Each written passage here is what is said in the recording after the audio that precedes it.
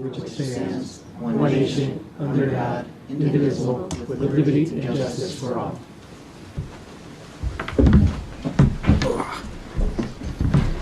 Good evening, everybody. Hope everybody is well. Is there anybody here for public participation? Joe, did any? Nobody was signed up. No? Going once, going twice, sold. I'm moving on. Number 4, report of the chairman. I'd like to welcome Chrissy Martinez to the board and to the table tonight. Congratulations. And Chrissy will be on the pension committee with Dennis. I did notify the first selectman of that, so you'll be on those emails and to get notified of the quarterly meetings. Right, Dennis? They're still meeting quarterly? Yep, quarterly. Okay, and then, Alan, at some point in the near future, I just want to review committees and vacancies with you. We'll go over it. Kind of shuffle. I know a couple people have had some changes in schedules. No problem. So we'll talk about that and then go to the board, okay? All right. Thank you. I'm going to move on to the consent agenda. Any questions on the minutes? Anybody have any questions or comments on the minutes? No? Warrants? Any questions for Ron on the warrants? Moving right along. Joe, notification of hire? Yeah, I saw Carrie just walked in, so we're really happy to officially welcome Carrie Celestri to the Monroe Public Schools team. Carrie was actually here the night all of our new teachers were introduced as well, but she's now officially a member with us. We're waiting on some certification paperwork to come through, and it did. And Carrie is teaching music over at Stepney, and I think you're just moonlighting right now, doing the fall musical as well. So thank you, welcome. Joe, retirements? Sure, and we received 3 more retirement notifications, bringing our total of certified retirees to 8 so far. Sheila Dinelser, Bev Kovacek, and Lori Ostroff have done a great job throughout their careers, fostering a level of learning for all of their students, and I wish each of them, the best in their next adventure in life. Absolutely, thank you. Can I have a motion to approve the consent agenda as presented? Dennis, seconded by Jerry. Any discussion? No? All in favor? Aye, unanimous. Thank you very much. You want to abstain? Yeah. Okay, I got you. 1 abstention for the record, Chrissy. Thank you. Moving forward, reports of the committees. We'll start with our student reps.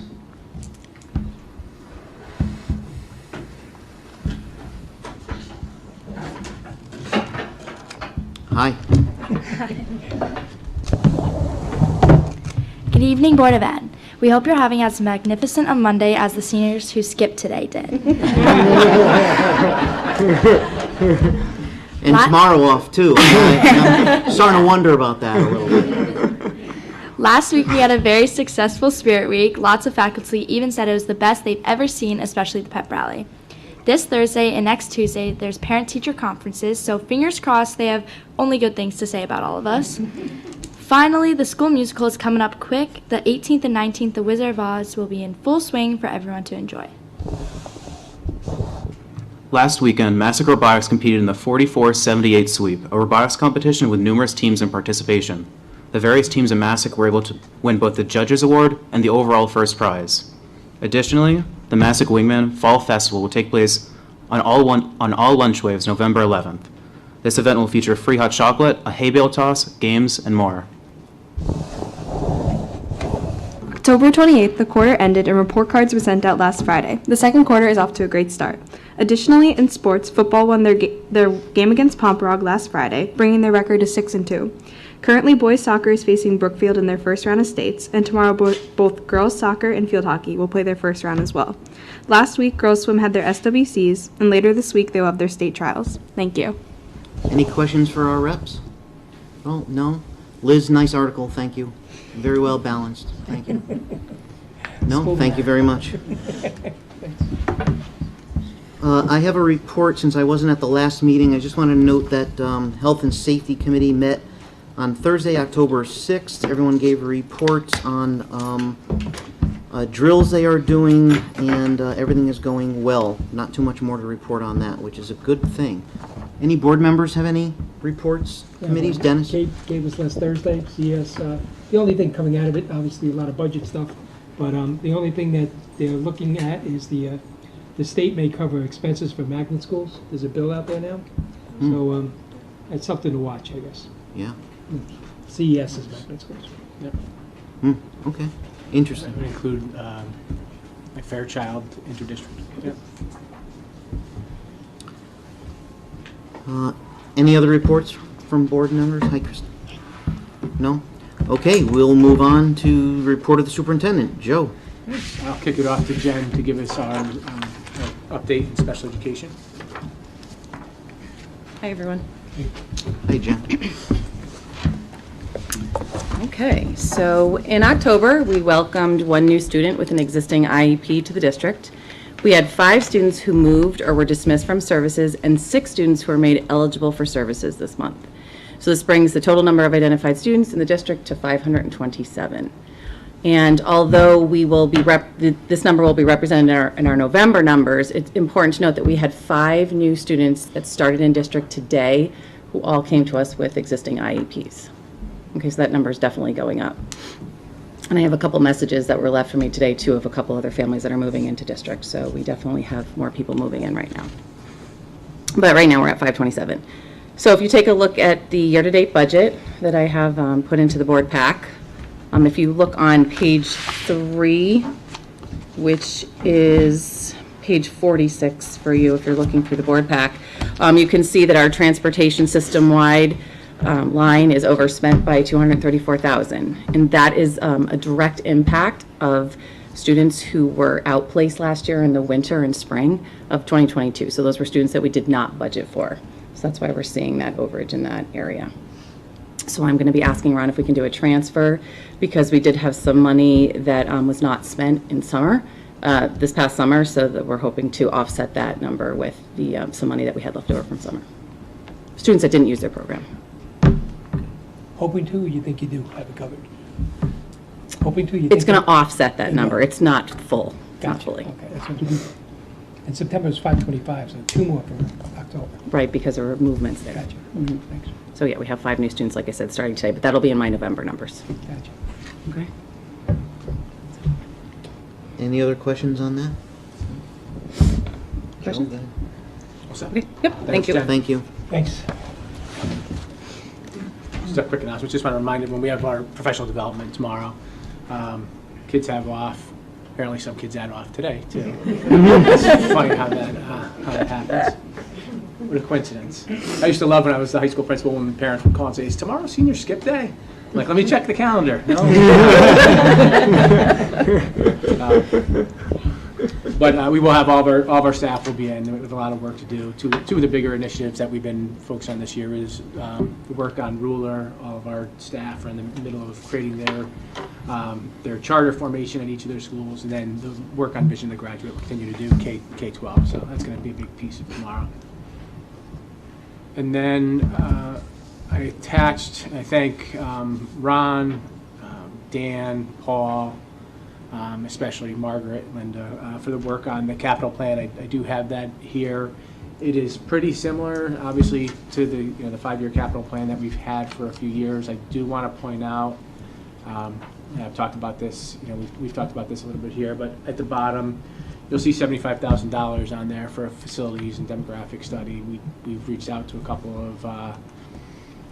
of organizations. I think Ron and I have a meeting. I think it's in early December with one of them, just to get some preliminary information to figure out what needs to be included in an RFP for this. But as we've talked about, we've already given up space in the central office. The conference room is already an art room, and as I've been talking about, the preschool numbers just they just keep going. They keep going up. So we have to find some space, and I think we have to find some space sooner rather than later, especially for the central office. So it's something that we're looking into. For the near future is that, but the facility study is to look at our existing facilities, look at the infrastructure of those facilities, comparing it with any population changes that we may be expecting, as well as I think we'll talk about some of the field work and stuff too in that project.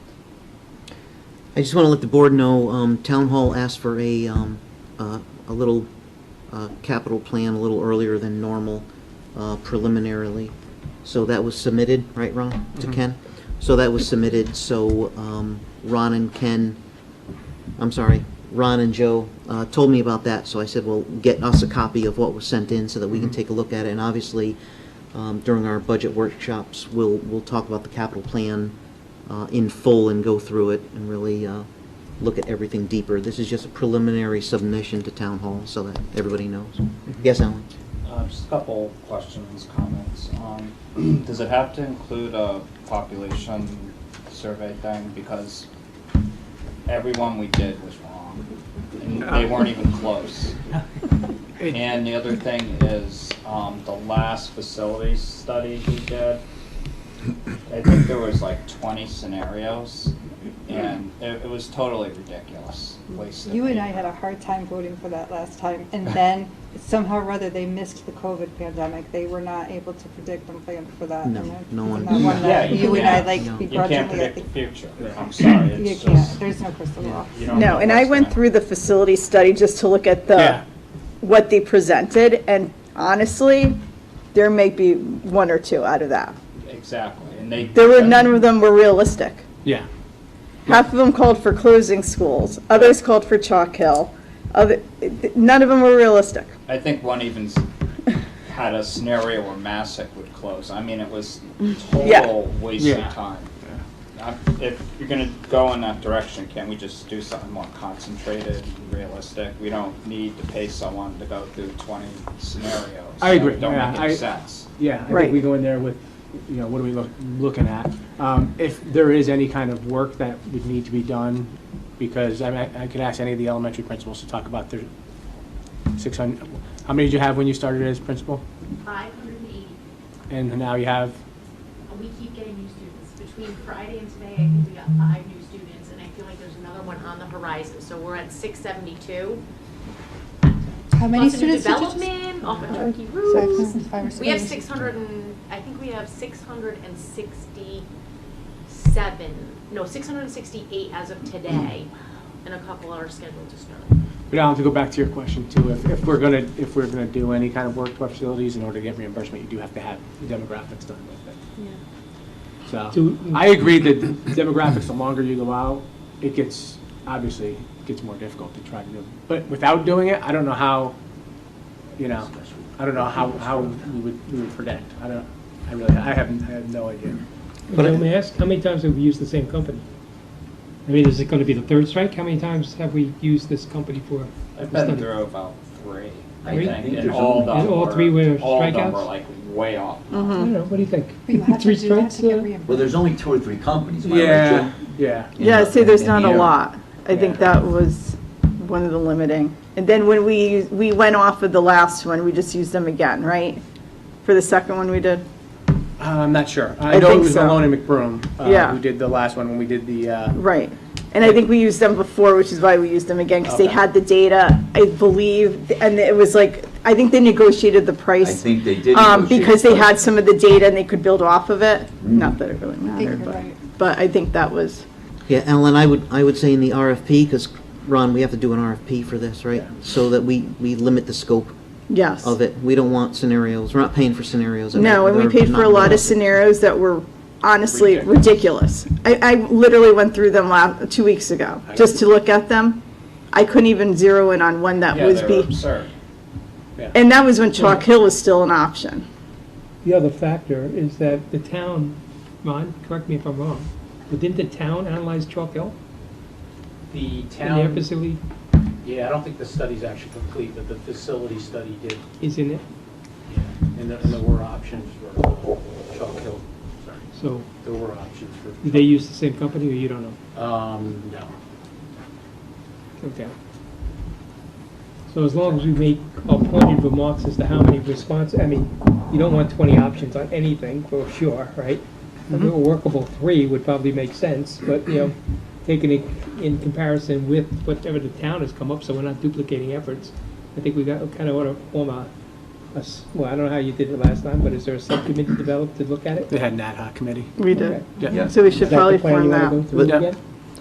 Well, if this gets approved through capital, Right. what we would have to do is get a couple people from the board to help with the design the RFP and narrowly focus it to where we want. Well, And then we go from there. Almost everything in your capital plan, and I think it's really well put together, is gonna depend on that first move, right? So, No, I agree. Yep. Right, but we still want to move forward, you know. Right. Yeah, with replacements and. And I agree with Alan, but I hope you guys heard what Lee said. We still don't know how many houses are coming in off of Turkey Roost, guys. Is it 90? well, we got Is it 1, 2, how many 99? real estate people do we have here? So I mean, I They're do not agree with Alan. approved I don't yet. want to do them, but we also have to understand that's a reality. And Lee, that's your school district, yes? I mean, that's what we're looking at. That's So not I do approved yet, agree, right? But we have to know No. somewhat what's happening. Yeah. Well, ask a realtor.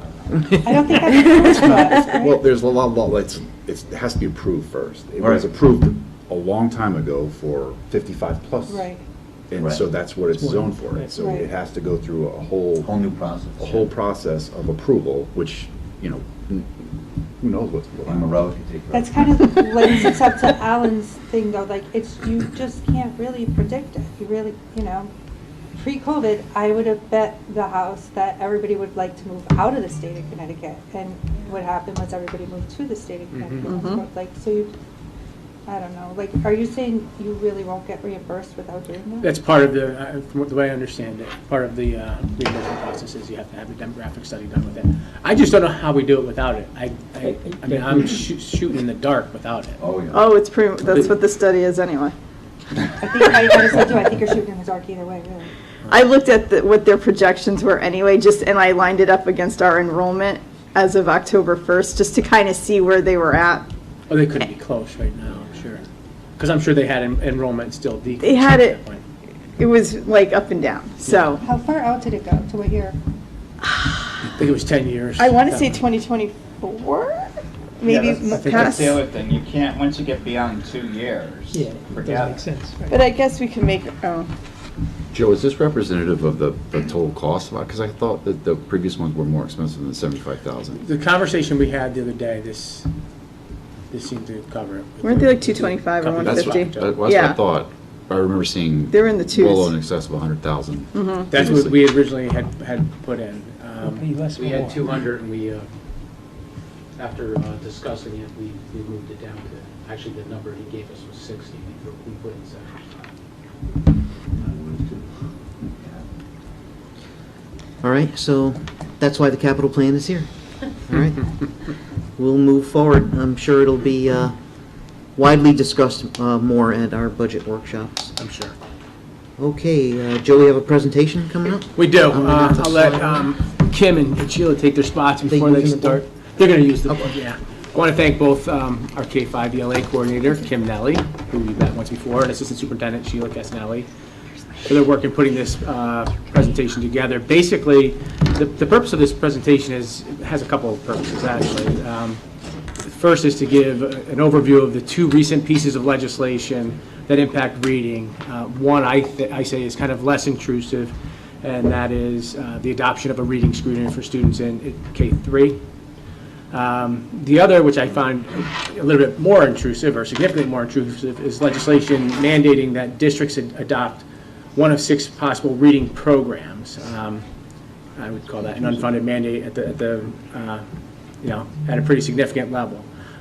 The state has mandated curriculum in the past, but to mandate the resources we need to implement that curriculum is kind of a tough pill to swallow. We'll talk about it. There's some possibilities, besides that. So we'll talk about some of that. The other, and I think that's the more important point of the presentation, is to give an overview of the balanced reading program that we currently have in our early elementary schools. We've always looked at the standards and used resources and instructional strategies to address the standards. So to me, it's not about a program. We don't teach a program, we teach kids. And if you look at our ELA scores throughout the years, and this year's no exception, we're doing pretty well at it. Being ranked second in a very competitive DIRG in grades 3 through 8 is a pretty good benchmark. So I'll turn it over to Kim and Sheila and let them go, and pitch back in at the end. And I do want to, I know Sheila's probably going to recognize the staff afterward, but I do want to thank a lot of our reading folks that are here with us tonight. So I'll let Sheila do that at the end. All right. So we're here to talk about the right to read legislation, which last year at budget time, I put in the request to reinstate the K-5 ELA coordinator, which is Kim this year, so thank you very much. Because this is a big lift between this and some other mandates that you'll see as we go through this. There's a lot involved with what is coming out of this legislation. And what's really interesting is that there was a timeline set up by the state that should have had things put in place for us by July 1st. That timeline has been delayed, so it does definitely have impact on districts and how things are doing. It plays into the science of reading, which reading wars, if you want to call them reading wars, have been going on forever, with debates on what's the best way to teach reading.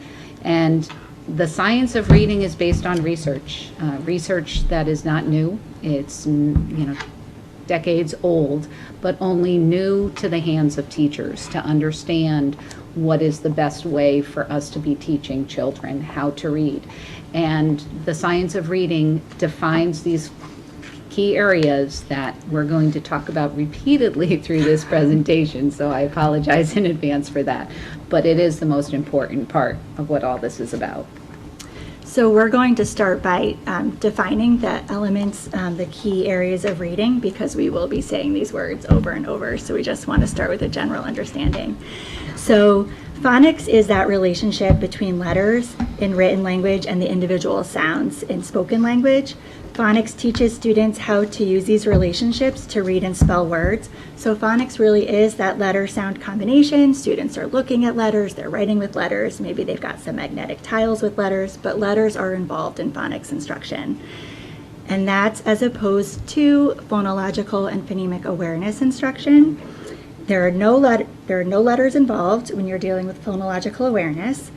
It is the awareness of and the ability to work with sounds in spoken language, and it sets the stage for decoding, blending, and ultimately word reading. So phonological awareness begins before the beginning of formal schooling and continues throughout the primary grades. For phonological awareness, you might see students rhyming words or clapping syllables, or sometimes in kindergarten we like to stomp the syllables to get the students moving. And one piece of phonological awareness is phonemic awareness. So that's why you see the whole umbrella is phonological awareness. Phonemic awareness falls under that umbrella. The difference is phonemic awareness is that manipulating, blending, and segmenting of the individual sounds of spoken language. So in the word cat, the phonemes would be k, at. So just those very, very, the smallest sounds. We'll also be talking about vocabulary tonight. Vocabulary is the knowledge of words and their meanings, their use, and their links to other words. The larger the student's reading vocabulary is, the easier it is to make sense out of the text. For fluency, we'll be talking about two different things. Overall reading fluency is when students are able to read orally with appropriate speed, accuracy, and proper expression. When you read fluency, it's your ability to read as you would speak and to make sense out of the text without having to stop and decode each word or each syllable or each phoneme. And then that rapid automatic name or letter fluency is the ability to quickly and automatically match the letter with that sound, and that's a skill needed to read quickly and efficiently. In terms of oral skills and oral language, that's your ability to speak clearly and organize your ideas when speaking. And reading comprehension is really putting this together to be able to make meaning from print and understand what is read. And that really is the goal of reading, is that you want to be understanding what you're reading and making meaning out of text. So going into next year, the state has two wonderful unfunded mandates for us. One is a revised list of approved K-3 universal screenings. And then they also have this approved list of reading programs or curriculum. The universal screens are actually not new. This came out through legislation in 2016, requiring us to give a universal screening to kindergarten through third grade students so that we were able to have a common look at every child across the district in that. This past summer, they updated the list with now taking off some and adding some new ones. So that, unfortunately, the one that we were using before is now no longer on the list. So we have to take a look and see how much that's going to impact our budget by going forward with a new universal screen. So just in terms of talking about universal screeners, they screen for the same key elements of reading that we spoke about. They're short, they're easy to administer, they test high-level critical skills and concepts. They're administered 3 times a year, so fall, winter, spring. They give us information on student learning and growth. As educators, we can look at the grade level as a whole, and we can look at individual students. And we're able to see where we need to look deeper for individual students. The universal screener, we're looking for one that will quickly and accurately identify areas of weakness for students, so we can use that information to inform instruction. That information allows teachers to follow up with Tier 2 or small group instruction and set and progress monitor for a determined amount of time. If after progress monitoring and those small groups have happened and that need has not been met, then the educators can make the decision to bring the student to an SRBI team to look even closer at their work and what they're needed. So that universal screener really is an important step in watching student progress for growth and identifying need areas for students, in addition to the teacher observation and progress monitoring, because that universal screener gives high-level information on every student to help inform instruction. So in terms of next steps for this universal screener piece, right now we have a small core committee looking into the 5 approved universal screeners. Our goal is to narrow it down to 2 choices, which we will then bring to a larger district-wide committee. We actually just asked for volunteers out of the district last week and already have 15 people interested in being on that universal screening committee. So you can see it's something that we do use and think is important. So then we would bring those 2 to the committee for them to listen to demos, and we would also want to pilot with a small group of students so we can watch the students interact with the screener. We'd want to see what type of information it gave us, and then we would make a decision. And the final and very important piece would be training for the teachers to understand that administration of the screen, how to understand those results, what the reports say, and then really using those results to inform instruction, because that is the goal of the universal screeners, that we find out what students need and we can put that in place for what students need for instruction. So the legislation that came out about these 3 K-3 approved reading program said that originally the state, with the committee that was being put together to create this list, would have it to districts by July 1st. State a year. September 29th, we got the list. And by December 16th, we are supposed to be giving an answer as to which one we are choosing. There are actually 3 options. Which one we are choosing from the list of 6. If we're going to ask for a waiver, and the waiver would be that we like what we're using, we find that what we're using is meeting the needs of our students and follows the criteria that we've been talking about for the science of reading. Or the third one is that we can ask for an extension because we don't have the funds to be able to do this right now. And we have to make a decision by December 16th, excuse me. Then we have until February if we decide to do the waiver to get that waiver in. The state has not given us what that waiver looks like yet. They've only told us that we will need to use the universal screen data that we have been using with our students and use that as one of the criteria for saying that what we are currently doing in our district, the resources, many resources that we are using, is what is right for students. It's kind of a moving target, and we keep getting more information every single day. This timeline for them to give us information, for us to be able to give information back to them by December 16th is very aggressive. Kim will talk about how the resources that she's already looked at of these ones that are on the list. Just a point of reference, One district actually got in touch with one of the companies that looks pretty good. Like if we had to pick one and we couldn't stay with what we are, one that looks pretty good, it's $11,000 per classroom for K through 3. Doing the math, we are somewhere between 500,000 and 750,000 because the 11,000 per classroom is just the materials. Doesn't include any professional development for teachers.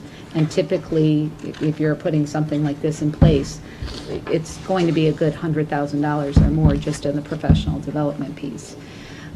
So $100,000 just in the professional development piece? probably. Is it any wonder the state is in the financial shape that it's in with their Well, they're not decision-making paid skills? for it. We are. But these are the brainiacs making these decisions, Well, and look at If where you- they're at. The third option was, if you don't have funds for an unfunded mandate. That was the third option. That's the third option. That we can ask for a delay because we do not have the monies to be able to make that How decision. long would that be for? I know you don't know. No. I wish I knew, Jerry. So we're just gonna push it down the road? No, not No. necessarily, they got committees.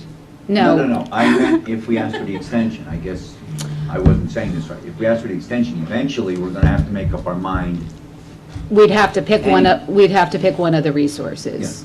However, we can do the waiver, which says that we feel that the resources that we're currently using meet the science of reading criteria, and here is how, and here's our student data that supports that what we've been using and putting in front of classroom teachers and students is, meeting the The other needs. two options don't seem great to me, right? If we're happy with how things are going, the waiver would seem like the best option, and let the state tell us why what we're doing isn't good, right? That was the end of my presentation. Well, can we just fast forward to the point where we say, it doesn't seem like, we're happy with the way things are going. I don't think what this mandate is meant to apply to schools like Monroe, right? It's meant to probably apply to schools that are underperforming. So, I mean, I don't want to jump ahead, but if that's the point that we need to get to, that's where I stand on it. Yeah. So all the reading programs that you're interested in cost that much money? No, that was the particular one that we liked the best. There were What was some, the name of it? that was the ARC Core education. Did you like that as much as you like your current program? Well, it was the only one that gave You just got students. hired. Well, actually, I was going to start by saying, for those that don't know me, I actually have been in Monroe since 1999. Right, but I did just get into this role and looking at everything district-wide. That's the only one that gave any student choice or voice to what they were reading, what they were doing. How does it compare to what you currently have? The one that we like the one that we have now. And to be honest, it's not about the program because, we teach students, not programs, as Joe said. And to me, switching programs means we need to learn that new program to see where there's weaknesses and deficits that we need to build up. And in the program that we have, in this whole presentation that I have here, we're going to talk to you about the pieces of our program now, that the resource that we have, that we use, and other pieces that we have identified as areas that we needed to, I always say zhuzh, but that we needed to build up to meet the needs of our students, because we've been using it for so many years. We know where the strengths are and we knew where we needed to work on it. We had teachers in the summer doing curriculum writing. Teachers are coming in tomorrow to do curriculum writing. So we're really able to look at the needs of our students and make the necessary shifts we need to make to use what we're using. If we go to something new, it's going to take years before we even know where those deficits are to be able to build them back up again. So Let's let them finish the presentation, and then we'll Just follow what up. program you're using right now? well, we use a variety of resources. And that is actually a good segue right into the presentation. But our core resource that we do lean on Teachers College Reading and Writing. And there have been some significant changes to it. Which we're going to talk about. Alan. Yeah, because I know the research is pretty poor. Yes, the research from 2018 is poor, but there is, and we can get into it. We can talk about it. Okay, so, That's okay. We can jump over that one. Okay, so good segue. So now we wanted to talk to you all about where Monroe is now with our K-3 instruction. because it really does look different now even than it did a couple of years ago. So if you had students go through the school system recently, you might be interested in some of what I'm saying. I know when we were talking, Joe was surprised to hear, right, some of the differences in how we're doing things now versus when kids came through here. So as we learned more about the science of reading, Monroe was already shifting practices before this law was put into place. You heard this law came into play just recently, and they were supposed to give us programs on July 1st. We were already shifting practices. Parts of instruction do look different. So these are the 6 shifts as found in the book, The 6 Shifts by Jan Perkins and Carrie Yates. These authors studied the body of research that is the science of reading and gave practical instructional practices to implement that research into classrooms. So as we build our capacity around the research and the science of reading, we've responded with shifts to meet the needs of our students, including these shifts you see on the screen. We have leaned on different resources and even created our own materials based on the research where needed.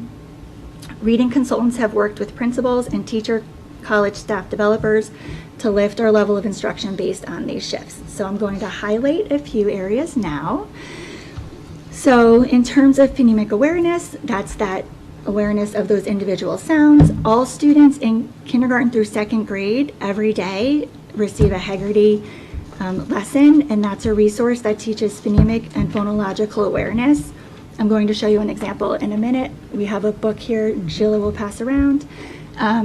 Also for phonemic awareness, we are piloting sound walls in some of our K and 1 classrooms this year, and I'm going to show you a picture of those and what those look like in a minute as well.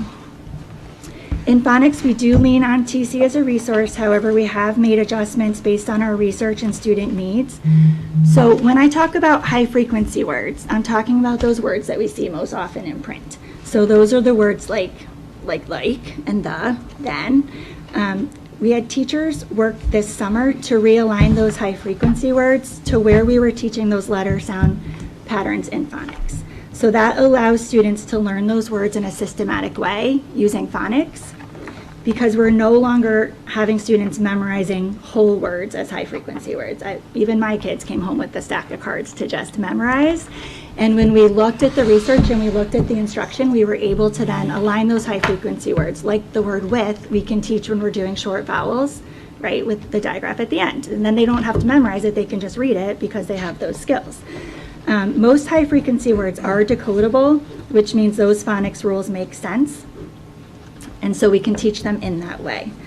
We also use a tool called orthographic mapping, and that's matching the sounds we hear to the letters used to represent them, to teach students to lean on the phonics they know when they're encoding and decoding words.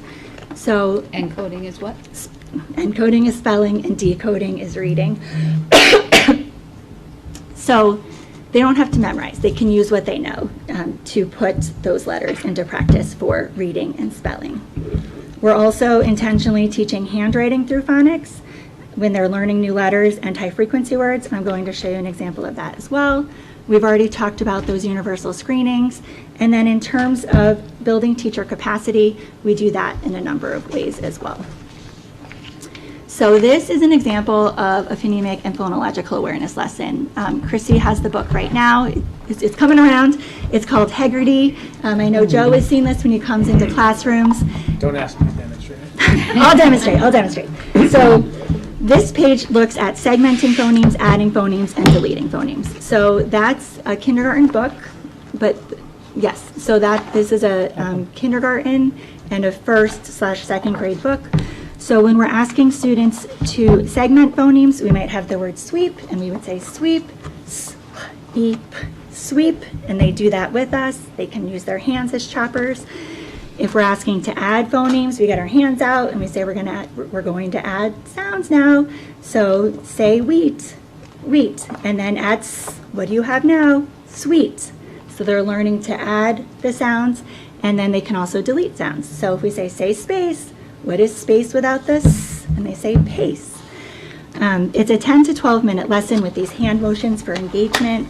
We pull them up on the rug with the teacher. We actually started this last year in the fall. Everybody had masks on, and it was a little tricky to gauge the engagement of the students.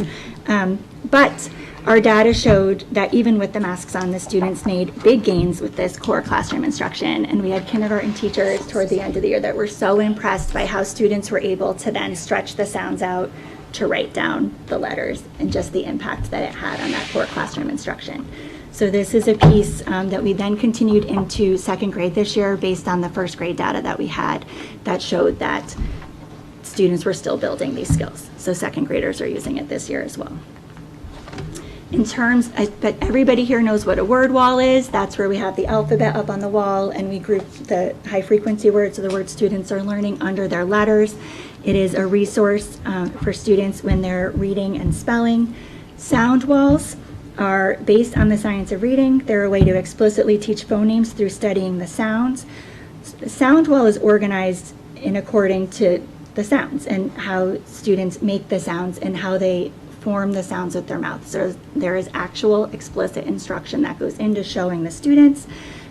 They would say, hold your hand, feel the air. They're teaching them what their mouth looks like. And now if the student wants to go write that sound, they can look at the sound wall, find that, remember what their mouth looks like, horse, that's the letter I'm looking for, and then the letter is there for them. As they build up from letters and words, words go under the sounds as well. So word walls go in according to letters and sound walls go according to sounds, and it's a resource that students can use. So we do have classrooms piloting this resource, and we're excited to see where that goes to make decisions about that for coming years as well. And they have mirrors to be able to see what their mouth is, the motion that their mouth is making? It's that explicit teaching around the sounds. Do you have a lot of multilingual kids in school? We have more every day. And maybe not every day, but there's more now than there were even, Does any a of couple this years address ago. that, like H's and J's in Spanish, let's say, it's like, how does this, it's gonna be confusing. I think, well, and that's where our ELL teachers also come into play. I think it depends on the student and their level of knowledge and their level of English and their level of, like, what are they coming to us with? This is explicitly teaching phonemes, so it would help. I think it just depends on where they are in their learning in terms of if they need that or not. So handwriting. Teachers also worked this summer to realign our handwriting instruction to intentionally teach handwriting through phonics. Let's do both at the same time and integrate them together. So research shows that first picture there is a verbal pathway of how to write the letter A, bump back around, line up, line down. Research shows that these verbal pathways, practicing handwriting in a specific way, helps with memory retention of the formation of letters. So students are practicing handwriting in the systematic way, using the same letter strokes for letter formation. And then we're using our own teacher-created materials to practice spelling and handwriting. You see there that letter high-frequency word practice in the middle where they're tracing. And then we have that trace, copy, cover that we have for each of the letters and the high-frequency words that they learn in kindergarten and going into first grade. Trace, copy, cover is an Orton-Gillingham-based strategy. They would follow this by first tracing, and they have the arrows there to show them, right? And then they copy, and then they cover, and they do it without looking, and then they close their eyes and do it. They love that part. They close their eyes and they try to do it. But that brings in that multi-sensory instruction for students. Students in K1 are practicing this way, and we're excited to track their progress with handwriting and with the letter formation and the high-frequency words. The goal of handwriting instruction is to create that automaticity and fluency for students. So when they go to write, they're not thinking about, okay, I want to write cat, okay, that's a C, how do I make a C? I have to pull back, like we want that to be automatic so they can just get their thoughts down on paper. And that's a lot of work, especially in kindergarten. You're learning letters and sounds and how to make those letters and then eventually how to put them together into words. So this is a resource that our teachers worked on together this summer to create for our students. And then in addition to all that we've discussed, we also do use the Teachers College Reading and Writing and Phonics as a resource for our core curriculum instruction. We do have staff developers coming in and working with teachers. A few of the elements we worked on with our staff developers last year include orthographic mapping, phonic blending assessments, realigning high-frequency words, and best practices for using decodable texts. There are new reading units out this year that include all of those shifts. So to highlight just a few things that are different now than the Reader's Workshop of yesteryear, Phonics, the resource follows a systematic scope and sequence. High-frequency words are taught through orthographic mapping and reviewed often. Sheila's passing out decodable texts, which are texts that have controlled phonics, so teachers are able to put a text in students' hands that only has the phonics in it that students have learned so far, so students can feel successful in that reading. That book that Alan has in his hand, I used last year with some second graders. That book, I believe, is just one-syllable words with long and short vowels, and yet it's a chapter book. And I had a student who was so excited to be able to read cover to cover. He devoured these books. They don't look, decodable texts used to look very different than they do now. They're very engaging. We can do comprehension work with them and get them into students' hands. For phonemic awareness, the phonics, TC Phonics reviews and teaches sounds and speech units. Students are taught to match speech to print in Writer's Workshop. For vocabulary, the study of words and word parts is included in various ways. For Reader's Workshop, developing vocabulary is connected to topics across text sets. And for fluency, students are reading and rereading Just Right books curated by the teacher. The teacher is selecting what books they are reading during instructional time, and books can be decodable and or leveled text. It depends on the student and what they need. And the teacher is able to pull from a variety of texts for them, and we do have decodable text in K1 classrooms for teachers. In terms of letter fluency, the first 2 units of phonics are focused on learning the letters and sounds, and there's daily letter review to match phonics lessons in Reader's Workshop. In terms of oral language is connected to grade level standards using turn and talk, interactive read-alouds, shared reading, and decodable text. And comprehension in Reader's Workshop builds from literal to inferential to character change to theme and cross-text synthesis in accordance with grade level standards. Those guys you see across the bottom are the mascots for each grade level for phonics. Kindergartner, K1 and 2, Mabel, Rashid, and Gus. And so students are interacting with them in the phonics lessons, and the engagement is so great, especially when kindergartners come to check on Mabel, and where she's sleeping and what she's up to. So Monroe is shifting. Teachers are not teaching students to do some things because really, as we did our research in the science of reading, it has demonstrated that there are strategies that were being used in reading instruction that are no longer best practice. So we've grown, and we're not teaching students to guess at words based on the first letter or the meaning of the word or the structure of the sentence. We're not covering up words and teaching students to guess at what it might be.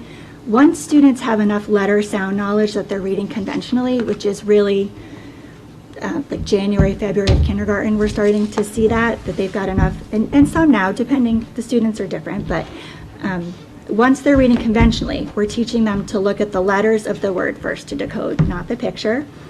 We have these decodable texts in kindergarten and first grade classrooms, and we are building teacher capacity around best practices for students to use decodable text to reinforce phonics patterns taught. So speaking of building teacher capacity, as we've been shifting, teachers have been ready and willing to do what is best for their students. Teachers learn through time with staff developers, book clubs, and professional texts, midday meeting times and after-school meetings with coordinators, and professional development days, workshops, and webinars. There's a lot of ways that teachers get information. So, for example, all of these texts you see were read by reading consultants and the reading team in recent years to build our own capacity on the science of reading and reading instruction. The one on the left, Equipped for Reading Success by David Kilpatrick, was read by the reading team district-wide in 2020-2021, and that was the text that made it clear to us that we needed Tier 1 resource for phonemic awareness instruction, and we were able to put that into place the following year.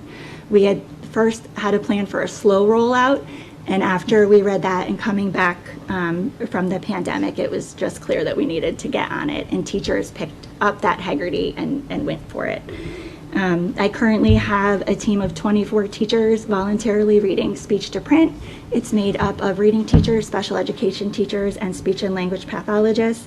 And that's a text about structured literacy instruction. I'm really looking forward to the discussions that we have with that crew of people. We're excited about that. And last year, all K2 teachers engaged in professional development using the book Shifting the Balance. And that's the book that outlines those 6 shifts you saw earlier in the presentation. So as you can see, Monroe has a robust early literacy program in place for our students that addresses the 6 key areas of reading based on the science of reading set forth in the Right to Read legislation. We do strive to meet the needs of all of our students. If students are not making progress with that core instruction, we have a plan to address their needs. Additional supports can be started based on those universal screeners, progress monitoring, teacher observations, and additional supports may include small groups in or out of the classroom.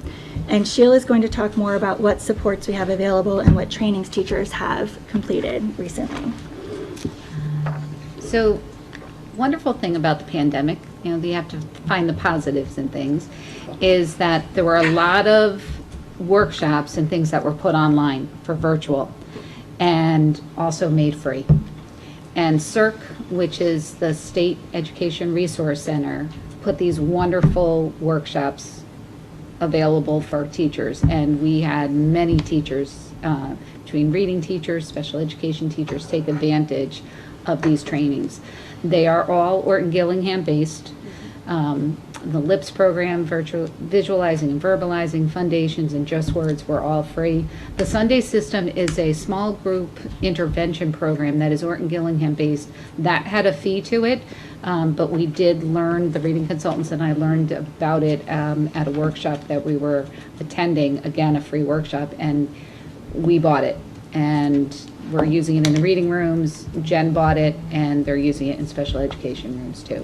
It is a wonderful tier 2. So tier 1 is basically what's happening in the classroom. We've added the Haggertys to support what we're doing. We've added the new teachers college units of study because those are revamped. What's in the news articles that you're reading, what was reviewed is the 2018 that does edition of the Teachers College units of study. They don't reflect the changes that Teachers College has made with the science of reading that's now in our teachers' hands that we have people using. But these are all Orton Gillingham based programs that if a child needs more than what's happening in the classroom between the main instruction and then that small group, they may come out for a small group for like a second hit, we call it, for that child to get more of what they need. And if that's not quite enough, then we also have staff who are trained in Wilson Reading Program as well as Orton Gillingham. And that is one-on-one, intensive, systematic instruction to really and truly help those children who are just not quite putting it together with just that full classroom instruction. So they need something more and they need something different. So this is a one-on-one to help support them in their needs. Wanted to share this with you. This is our Haggerty screening that Kim talked about and the book went around. If you take a look all the way to the left, that's our kindergarten from 21-22, and the Met is the first row. In the fall, when the assessment was given, only 50 of the 250 students met the screener. When we gave it that 10 to 12 minute instruction every single day from then until the end of the year. With masks on. With masks on in the beginning, yes. The masks didn't come off till... Spring. February 28th. Till whenever they came off in the winter. But by the time we hit spring, we had 217 students. And we had the same kind of huge results in first grade too. If you look at the results in first grade, we started with 95 in the fall. We got up to 211 meeting that criteria. So then I was curious, what does it look like this year? So our first graders, who were our kindergartners last year, who started out with the 50 students who are meeting the criteria on the screener, and 217 by the end of the year. Now the first grade screener is the same skills, but at a higher level. So if it's a short syllable, now it's a longer syllable, different types of things there with sounds. And now we have 178 students who met it coming out of the gate. That is absolutely a reflection of the work that was done previously. I can't say enough for how our teachers have taken on the shifts and the science of reading and taking a look at how they can meet the needs of their students in their classroom every single day. Thank you. As you can tell, they're a little bit passionate about science of reading. I thank them for that. Like I said, I had the CAPS, the Connecticut Association of Public School Superintendents, sent out a survey. And this is one of the frustrating things about these 6 resources. 122 school districts responded to the survey. 12 were using 12 were using one of those programs right now. So at this point, like to Justin's point earlier, with the information we have right now, we're going to be looking to do the waiver moving forward. So. Good. Question? And before we go to questions, I'm sorry, Go ahead, Dave. Sheila. I just want to thank not only the board for putting the K-5 ELA coordinator position back in place, but I also want to thank the people who are behind me. Kim, who had been a reading consultant at Fawn Hollow prior to this school year, and Sharon McCauley, who's the reading consultant at Monroe Elementary, and Shannon Wassman, who's the reading consultant at Stepney. These ladies are the reason why all of these changes happened. In my previous role as the Director of Instruction and Professional Development, I also oversaw K-5 ELA. And these ladies are amazing in staying current. When you have that term, lifelong learner, the picture beside it should be these ladies.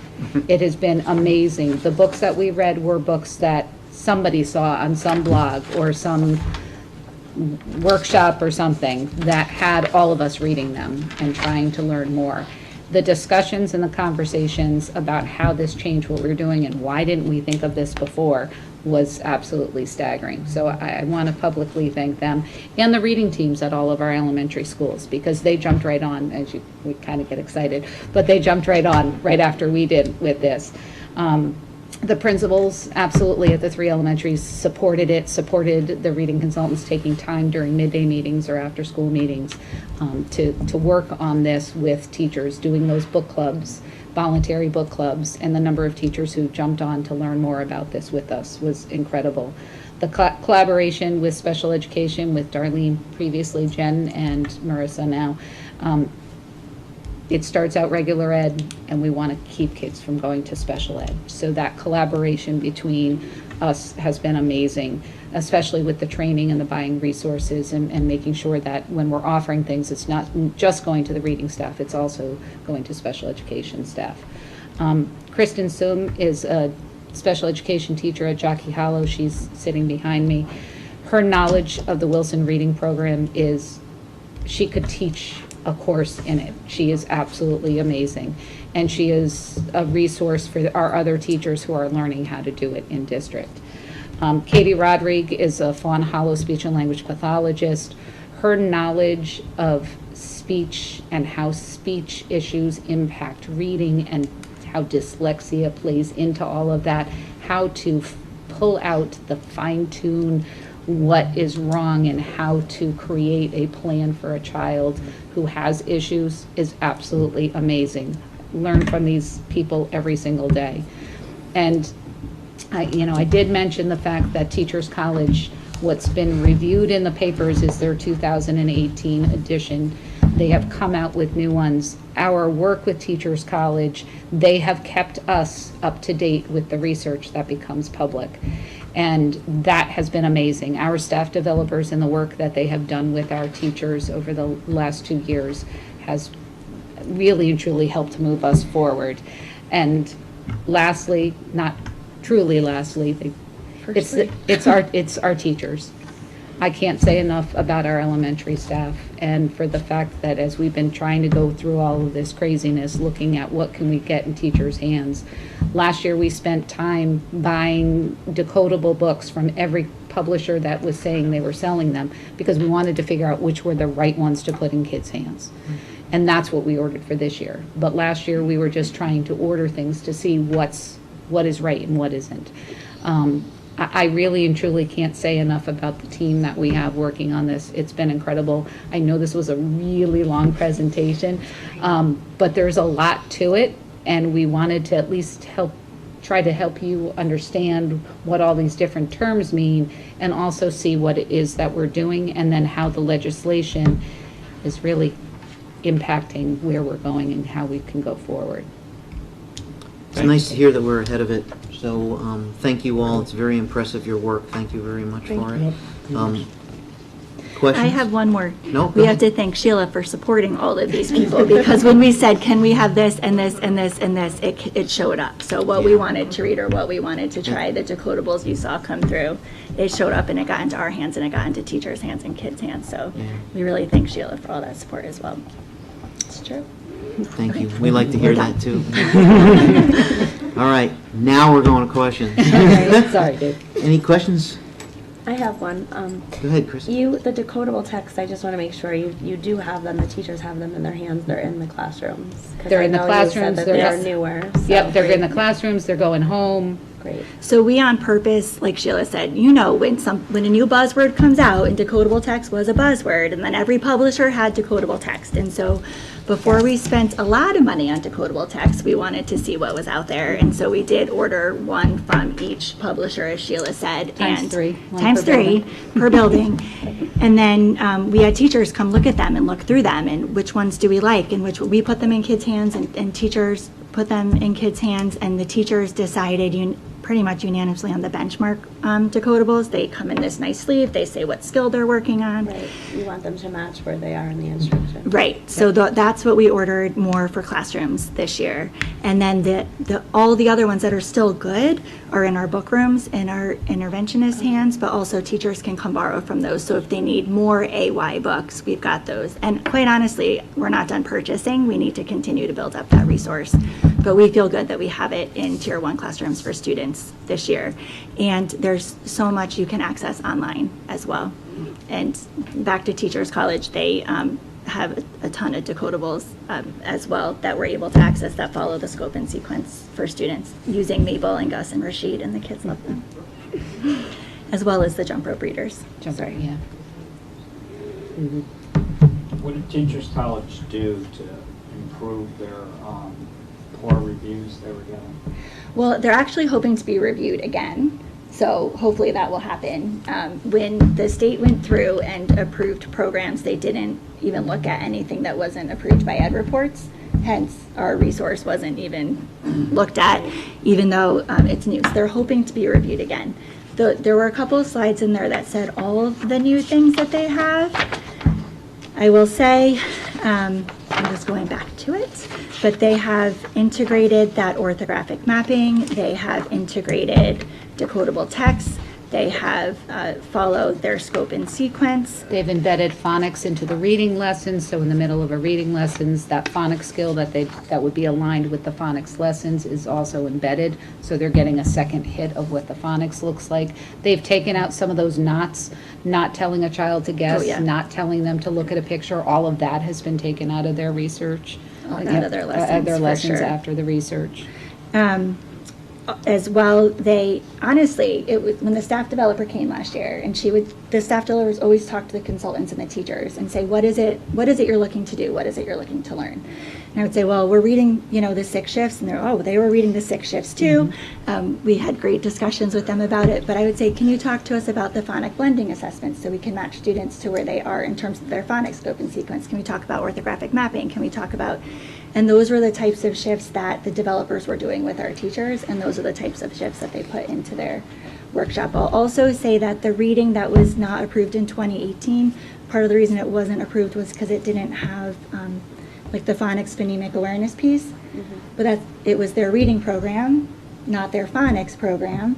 So, and they came out with the phonics just after that. So that whole component is there as well that wasn't there when it was reviewed in 2018. Yeah, that's what I thought, that Yeah. they were downplaying the phonics. Well, I don't think they had a program at the time. They didn't have it at the time.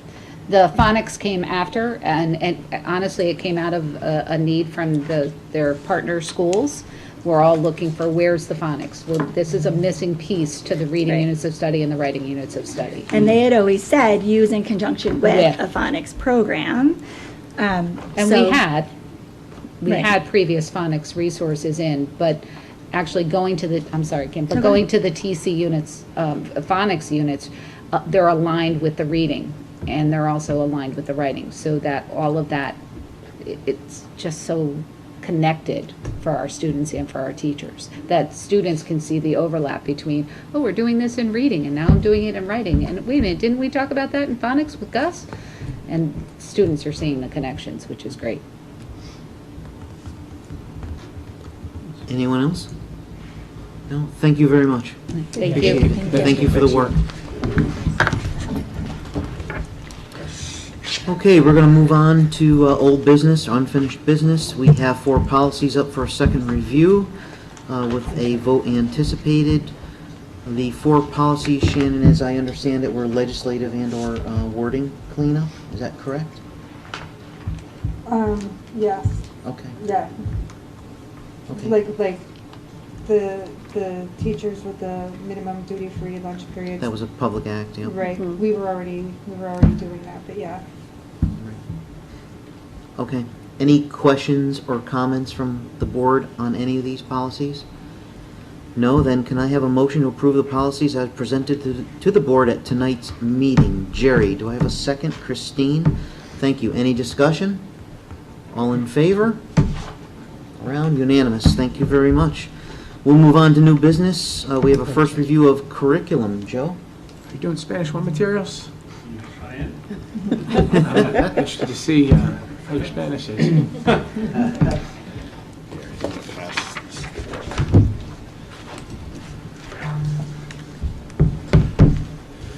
So the text that's going around, that's the level 1 book. So over the past 5 years, we've kind of been working backwards, level 5, then 4, then 3, then 2. Now this is the level 1, so hopefully this will go as easy as the other 4 went, because kind of contains the same, authentic materials and content, but, it's the foundational level where, it'll help the kids build the proficiency skills. Obviously, it's going to provide, alignment to the approach, the language acquisition that the other 4 books build upon. It'll be used in Spanish 1 at Jockey Hollow main campus, STEM, MASIC. Additionally, MASIC has Spanish 1A and B that would utilize this book. The enrollment this year in the courses is around 275. We are expecting a little bit of an increase, so we're requesting funding for 300 copies. The price is for the print text, but there are also online resources, audio and video online resources for teachers available too. So yeah, this is the level 1 book.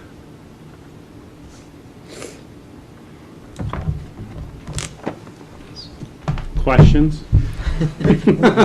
Questions for anyone? Preferably in English. Yeah. Joe, is this covered in current budget? These, or is this for next year? This would be budgeted for next year. For next year, yeah. It'd be interesting to see how they're doing this with the, phonics. I mean, it's a different year. Okay, any questions? No? Would be on our next agenda. Just one, how much is the book now? No, they'll be budgeted. Oh, yeah. Yep, for next year. I don't know off the top of my head. $1 less than level 2.